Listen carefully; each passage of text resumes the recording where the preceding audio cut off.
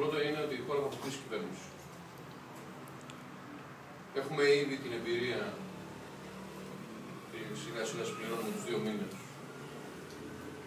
ουσιαστικά χωρίς κυβέρνηση. Οι επιπτώσεις της κυβερνησίας είναι ήδη εμφανείς. Η χώρα δεν έχει αντοχές. Αυτή δεν είναι μια χώρα που έχει την πολυτέλεια να αφήσει τη δημόσια διοίκηση να κυλά μόνη της στα ζητήματα επί μακρόχρονο διάστημα. Οι πολιτικές αποφάσεις είναι απαραίτητες και επομένως το μεγάλο θέμα είναι ότι από τις επόμενες εκλογές πρέπει να προκύψει κυβέρνηση.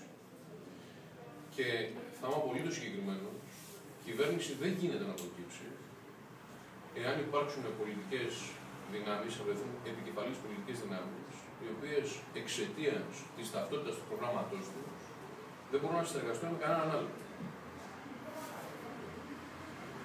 Ο κίνδυνος της κυβερνησίας και της νέων εκλογών είναι απολύτως υπαρκτός και παρόν, εάν τυχόν οι πολίτες επέλεγαν παραδείγματος χάρη, για να μιλήσω συγκεκριμένα, το ΣΥΡΙΖΑ, ο οποίος έχει δεσμευτεί ότι θα καταγγείλει το μνημόνιο, δηλαδή το οικονομικό πρόγραμμα, τις συμφωνίες που έχουμε με την Ευρωπαϊκή Ένωση και πέρα από όλα τα άλλα, για τα οποία θα μιλήσω έτσι βραχυλογικά, πέρα από όλα τα άλλα, είναι ξεκάθαρο ότι αυτό δεν υποστηρίζεται από άλλες πολιτικές δυνάμεις που μπορούν να συνεργαστούν με το ΣΥΡΙΖΑ για να κάνουν κυβέρνηση.